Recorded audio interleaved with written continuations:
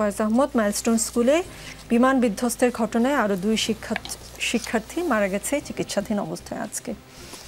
এই 2 শিক্ষার্থীর মৃত্যুর আগে বিবৃতি দিয়েছে মাইলস্টোনের তদন্ত কমিটি। বলা হয়েছে দুর্ঘটনায় মাইলস্টোনের মোট 18 শিক্ষার্থী সহ 2 জন শিক্ষক ও 2 জন অভিভাবক প্রাণ হারিয়েছে। তো মাইলস্টোনের হিসাব অনুযায়ী মোট 22 জন। আর বিকেলে স্বাস্থ্য মন্ত্রণালয় বলেছে 31 জন, আইএসপিআর মঙ্গলবার বলেছে 31 জন। মাইলস্টোন কর্তৃপক্ষ এটিও জানিয়েছে যে 3 শিক্ষার্থী সহ 5 জন নিখোঁজ বলে বলেছে আর কি মাইলস্টোন কর্তৃপক্ষ। এখনও সরকারের তরফ থেকে আসলে ঠিকঠাক তালিকা হলো না কেন? কারণ 3টা সংস্থা আমরা দিচ্ছি, 3টা প্রতিষ্ঠান 3 রকম সংখ্যা দিচ্ছে। তার মধ্যে তো এক ধরনের অভিযোগ ছিল, অভিযোগই বলেন গুজবই বলেন, যে আসলে মৃতদেহ সরানো হচ্ছে। যখন সংখ্যাটা পরিষ্কারভাবে জানা যায় না, এসব সন্দেহ তো আসলে মানুষের মনে দানা বাঁধতেই পারে নাকি? জি, দানা বাঁধতে পারে, সত্য। এবং আপনি গুজবটা যেটা বলছেন সেটা যে পর্যায়ে ছড়িয়েছে সেই পর্যায়ে কিন্তু সংখ্যার এই যে কনফিউশনের কথাটা আপনি বলছেন সেই পর্যায়ে সংখ্যার কনফিউশনের কোনো জায়গা আসলে ছিল না। সুতরাং আর কনফিউশনের যে জায়গাটা তৈরি হয়েছে সেটা খুব সুনির্দিষ্ট কারণও আছে। এটা একটা হচ্ছে যে শুরুর দিন থেকে বলা হচ্ছিল যে সিএমএইচে কিছু বডি আছে, 6টার কথা বলা হচ্ছে এসপিআর থেকে, যে সেগুলি আনআইডেন্টিফাইড। মুশকিলটা ওই জায়গাতে হয়ে আসা জন্য আপনার 3টা বডি যে কমপ্লিট বডি সেটা আনআইডেন্টিফাইড, সেগুলির ডিএনএ স্যাম্পল নেওয়া হয়েছে। তাইলে আরও যে 3টা বডি হিসেবে ধারণা করা হচ্ছিল সেটাকে বেসিক্যালি 8টা কাউন্ট করা হয়েছে। মানে এটা বোঝা যাচ্ছে না এখনও একটাই বডি কিনা নাকি একাধিক বডি। সুতরাং এই 8টা হিসেবে এটার স্যাম্পল এখন পর্যন্ত নেওয়া হয়েছে। মানে স্বজনদের যাদের ডিএনএ স্যাম্পল নেওয়া হয়েছে, আমার ডানে বামে দুজনই ডাক্তার, ওনারা ভালো বুঝবেন, তো সেই ডিএনএ স্যাম্পল দিয়ে ওই হিসাবটা কমপ্লিটলি আসা পর্যন্ত আসলে বোঝা যাবে ওখানে কয়জনের মরদেহ আছে সেটা। এর বাহিরে গিয়ে আপনি যেটা বলছেন যে মাইলস্টোন স্কুলের যেই 22টা, তারা বেসিক্যালি 22টা দিয়ে বিবৃতি যখন দিয়েছে তারপরে 2 জন আরও মারা গেছে, তাদের হিসাবটা যদি তারা পরে আপডেট করে সেটা হয়তো 24 হবে। সেই জায়গা থেকে হিসাব করলে আর মাইলস্টোন স্কুলে কিন্তু আবার ওই যে পাইলট এবং একজন যে ইলেকট্রিশিয়ান মারা গেছে তারা সেটা তাদের হিসাবে রাখেনি, তাদের মানে স্কুলের শিক্ষার্থী বা শিক্ষক নয় সেই বিবেচনায়। তো এটা মিলে এখন পর্যন্ত 31ই। কিন্তু ওই যে কনফিউশনটা যেটা বডি অথবা বডি পার্ট, সেটা কিন্তু ডিএনএ স্যাম্পল এটা টেস্ট রিপোর্ট আসার আগ পর্যন্ত ওই জায়গাটা কনফিউশন দূর করা একটু কঠিনই। তার মানে আপনি বলছেন এখনো পর্যন্ত মৃতের সংখ্যা ওই ঘটনায় 31 জন, যদি সরকারি হিসাব আমি ধরি।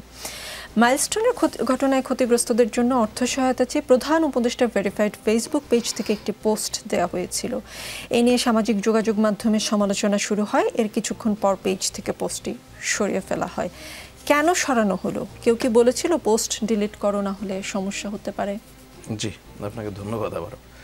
দেখুন, সরকারের মানে অনেকগুলি পজিশনে অনেক মানুষ তো নানান রেসপন্সিবিলিটি নিয়ে কাজ করে।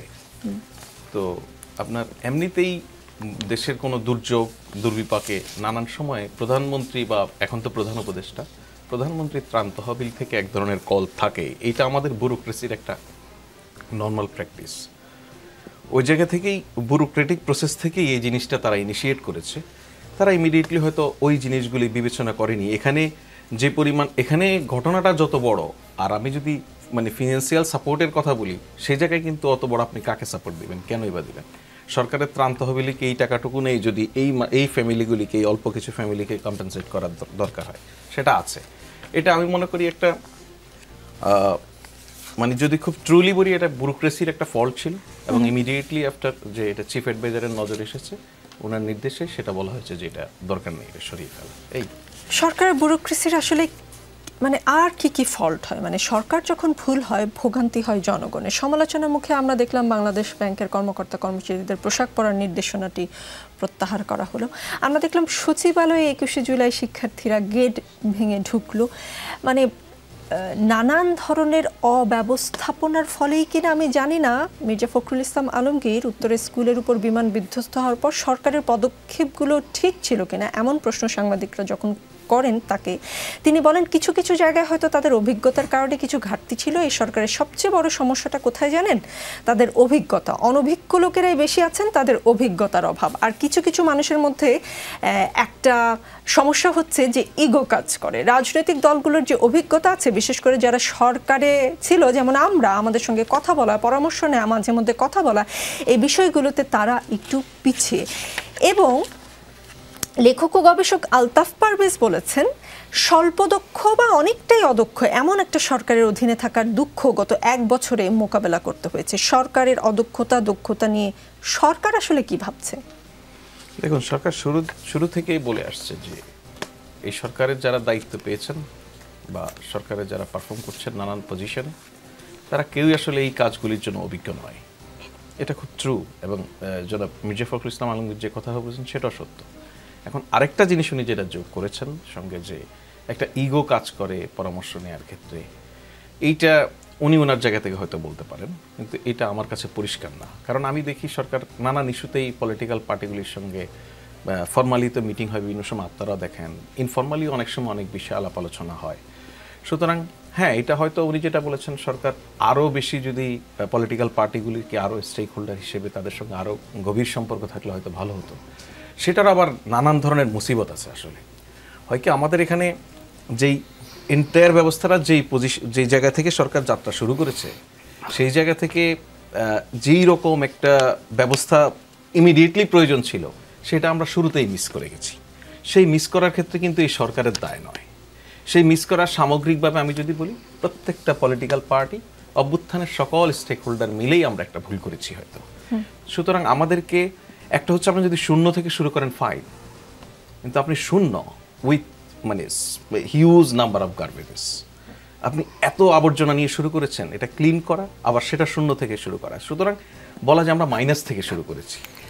ওই বাস্তবতায় অনেকগুলি দুর্বলতা মানুষের সামনে প্রতিফলিত হয়েছে। সরকার নানান সময়ে নানান সিদ্ধান্ত নিয়েছে, সেটা অভিজ্ঞতার কারণে হতে পারে যে সেটা ঠিক হয়নি। মানুষের রিয়াকশন, মানুষের বক্তব্য, মন্তব্য এর প্রেক্ষিতে কারেকশনের জায়গা হয়েছে। এখন কখনো কখনো আমরা এটাও দেখেছি, মানুষকে যে রেসপন্স করা, মানুষের মতের প্রতি সম্মান করা, সেটাও বিপদ হয়েছে কখনো, সেটার জন্য সমালোচনা হচ্ছে। ফয়সাল আহমদ এরকম করে যখন কথা বলে, তখন আমার আসলে মনে পড়ে দেবপ্রিয় ভট্টাচার্যের কথাটা, যে এত নিষ্পাপ সরকার দেখেননি। আপনি যেভাবে সরল স্বীকারোক্তি দিচ্ছেন, আমারও মনে হচ্ছে এত নিষ্পাপ সরকার লইয়া আমরা কি করি।